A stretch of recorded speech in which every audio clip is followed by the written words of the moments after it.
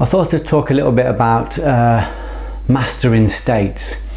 I was reading a great Imam the other day, Al-Ghazali, who's I think he was from about the 5th century.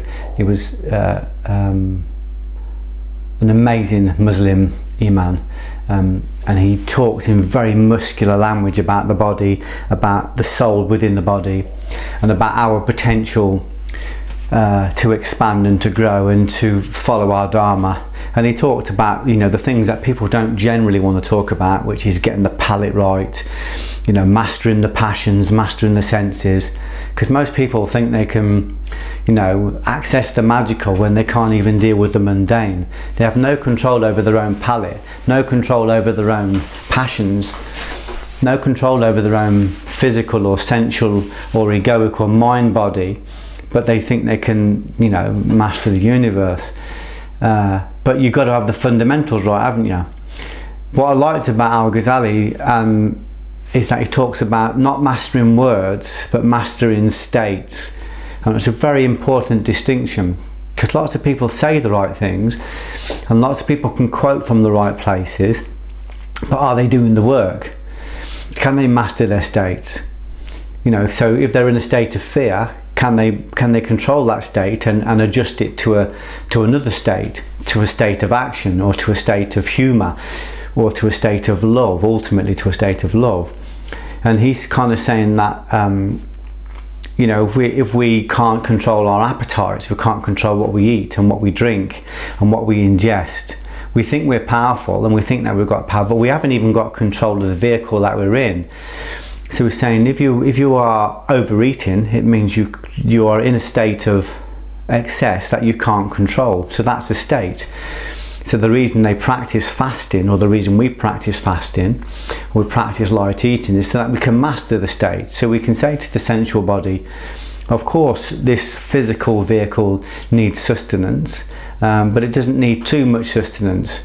Too much sustenance is just as bad as too little sustenance, because it creates corruption in the body, it creates blockages in the body and illnesses, because it's an energy that's not continually moving.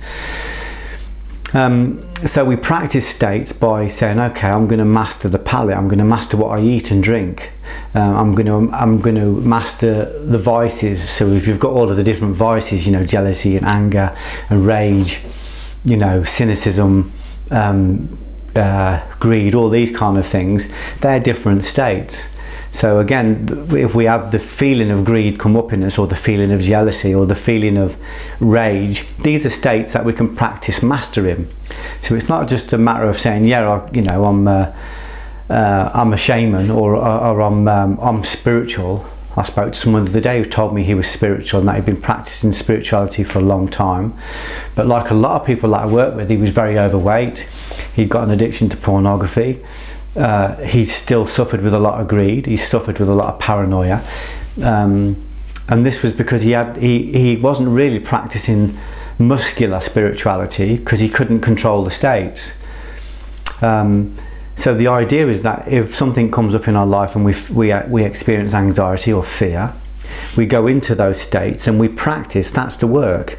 If we have a sexual arousal that's inappropriate, you know, like we're drawn to pornography or something like that, we can practice adjusting that state. So you can get to the point where that feeling can rise up in you, but you can refrain from engaging it. You don't have to identify with it or engage it. That's mastering the state. So the state might rise up, but you don't engage it. You don't identify with it. The state of fear might rise up, but you have the power not to engage it, not to identify with it. You might feel judgmental.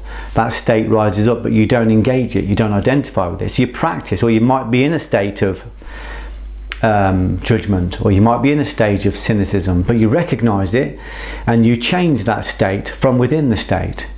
So you don't change the state from the outside of the state. You don't change the state of fear or arousal from a classroom or from a book. You change it while it rises up. So in the end, you choose the state.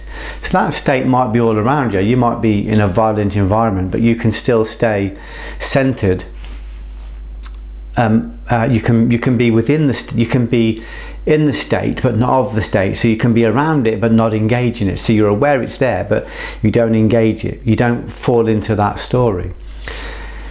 So if we really want to excel in our life, we need to master states. And it's not difficult initially to look at where you are with your states. Just take your clothes off and look in the mirror.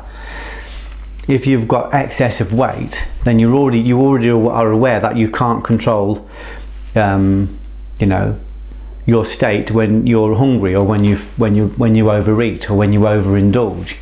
You can't, you know, that's a state that you can't control. If there are things in your life that you're avoiding or that you're not doing, it means you haven't got control of that state.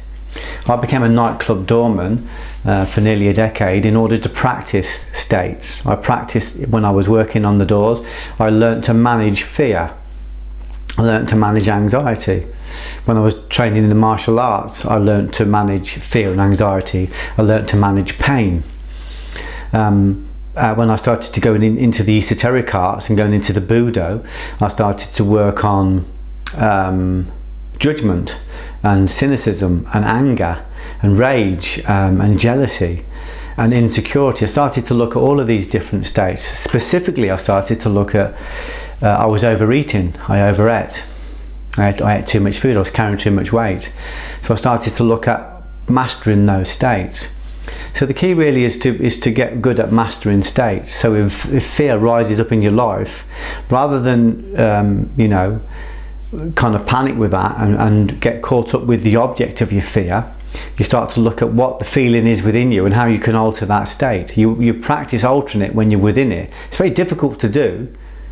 Believe me, if you're standing on a nightclub door and you've got some guy that wants to flatten the world with your head and you're experiencing fear, that's a difficult state to manage and practice, but it can be done because people are doing it. If I was going to give you a starting point on this, the starting point would be to, first of all, master food. Master the food you eat, because food affects all the other states.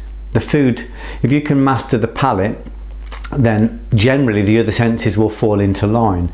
They'll calm down. The food exasperates and excites all the other senses if we overeat, if we overindulge, if we take drugs. You know, if we drink too much alcohol, or if we, you know, if we take that kind of sustenance in. Same as if you're watching too much news, too much bad news on the telly, or too many soaps, or reading too many tabloids.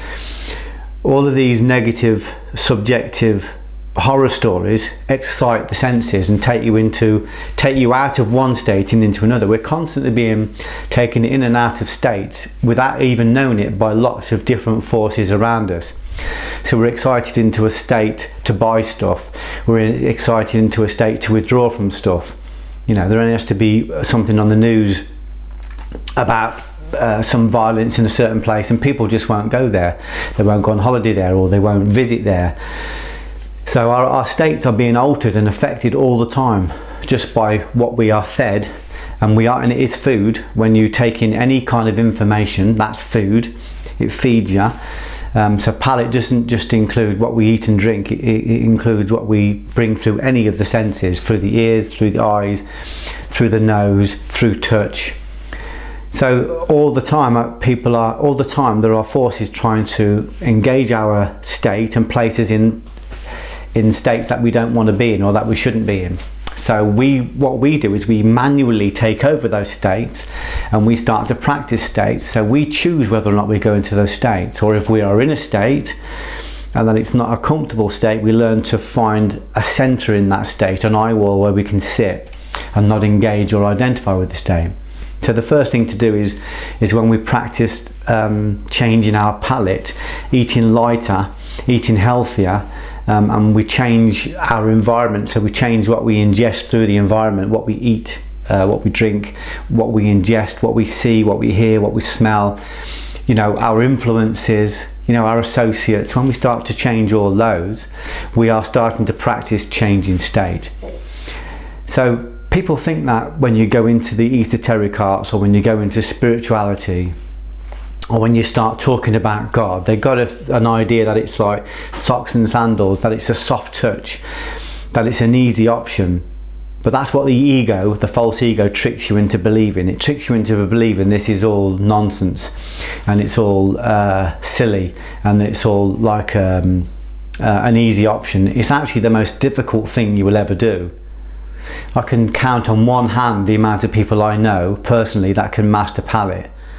It's a very difficult thing to do. So it's a hugely muscular route, and of course, once you start doing that, once you start practicing mastering states, it means you start to go to war against your addictions. And when you start to do that, all sorts of forces will come up and try and fight to keep those addictions in place. All sorts of old shadows and old pain bodies. So it is what the Prophet Muhammad would call the greater jihad. It's much harder to work, to go to war against the self, against the negative, the false ego, than it is to go to physical war, where you risk death and dismemberment. It's a very, very difficult path, but it's worth it. So mastering states is about you choosing what state you want to be in and then practicing. It's, again, you know, there are always forces trying to pull us out of our states. I had it happen yesterday. I made a mistake yesterday. I fell into a pornographic state. I fell into a state of excess yesterday. Briefly, maybe for 5-10 seconds, but boom, it caught me. And that happens to me a lot, you know, a pilot light of rage, a violent arousal, a sexual arousal, a feeling of wanting to overeat, a feeling of wanting to gossip or to judge. They come up. They come up every single day. But again, I talked on one of my other podcasts about planting bamboo and saying that the wind hitting the bamboo is not bad for the bamboo. It's good for it because it forces it to bed down. It forces it to go deeper and anchor itself into the soil. So when we are tempted by the vicissitudes, when we're tempted by the pornographies, the excesses, and pornography means excess, that's what it means. When we're tempted by that, that's like the inclement weather, that's like the wind, that forces us to deepen down and embed ourselves. So they're not bad things in themselves. So I'm talking about states, it's a deep subject, but initially it's just about getting your palate right, and then looking at your life and looking at who you are, finding out who you are. And of course we find out who we are by identifying who we're not. If we're cynical, if we're jealous, if we're angry, if we're judgmental, if we're smug, if we're full of pride, if we're excessive, if we're greedy, that's not who we are. They are not our natural states. They are all shadowy parts of us. Our authentic self is beautiful and generous and ever-giving and works from a place of service, ultimately from a place of service. So when I think about states, it's just something I work on all the time, and I find it really interesting.